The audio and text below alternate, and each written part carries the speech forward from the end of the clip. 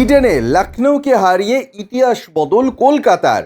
নববর্ষে নারায়ণ সল্টে জয় Kolkata night রাইডার্সের।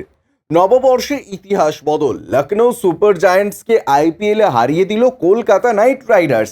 ইডেনে প্রথমে ব্যাট করে 161 রান তোলে লখনৌ, 8 উইকেটে জিতল কলকাতা। ফিল সল্টের ব্যাটে জয় কেকেআরের। অবশ্য তার আগে সুনীল নারায়ণ বোলিং লখনৌকে কম রানে আটকে রাখতে সাহায্য করে। প্রথমবার লখনৌকে হারালো কলকাতা। ইডেনের মাঠে ইতিহাস বদল নাইটদের। ইডেনের পিচ ব্যাটিং সহায়ক, সেই পিচে টসে জিতে প্রথম বল করার সিদ্ধান্ত নেয় কলকাতার অধিনায়ক শ্রেয়াস আইয়ার। লখনৌয়ের অধিনায়ক লোকেশ রাহুলও জানিয়েছেন যে টসে জিতলে তিনিও বল করতেন। সেই সিদ্ধান্ত যে কতটা ঠিক তা বোঝা গেল লখনৌয়ের পাওয়ার প্লেতেই। মাত্র 49 রান তুলল লখনৌ। কেকেআরের বোলাররা রান আটকে রেখেছিলেন। সেই কাজ সবথেকে ভালো করেছেন সুনীল নারায়ণ। 4 ওভারে মাত্র 17 রান দিলেন তিনি।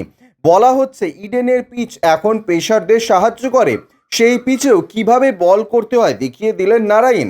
পাওয়ার প্লের পর লখনৌয়ের রানের গতি আরও কমে গেল। 27 বলে 39 রান করল, মাত্র 2টি ছক্কা মেরেছেন। 27 বলে 29 করা আয়ুষ বাদনি মেরেছেন একটি। তাদের মন্থর ইনিংস লখনৌয়ের বড় রান তোলার পথে বাধা হয়ে দাঁড়ায়। যে লখনৌয়ের প্রথম 6 ওভারে 49 রান তুলেছিল, সেখানে পরের 9 ওভারে তারা তোলে মাত্র 64 রান। মনে হচ্ছিল লখনৌয়ের ইনিংস হয়তো 140 রানের মধ্যেই থেমে যাবে, কিন্তু সূর্য ডুবতেই ইডেনে খেলা সহজ হতে থাকে। পরের দিকে নামা নিকোলাস পুরান 32 বলে 45 রান করেন, 4টি ছক্কা মারেন তিনি। শেষ বেলায় তার ব্যাটেই 160 রানের গন্ডি পার করে লখনৌ। শেষ 5 ওভারে লখনৌ তোলে 48 রান। রাতের ইডেনে ব্যাট করা যে সহজ তা বোঝা গেল কলকাতার ব্যাট করতে নামাতে।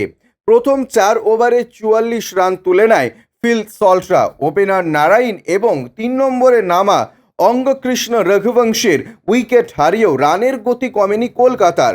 লখনৌ দলে একাধিক পেসার। চোটের কারণেই এই ম্যাচে মায়াঙ্ক যাদব না খেললেও ছিলেন শামার জোসেফ, যশ ঠাকুর, মহসিন খান, আরশদ খানের মতন পেসাররা, কিন্তু তাদের খেলতে অসুবিধে হয়নি কলকাতার ব্যাটারদের। ব্যুরো রিপোর্ট ইউজে নিউজ।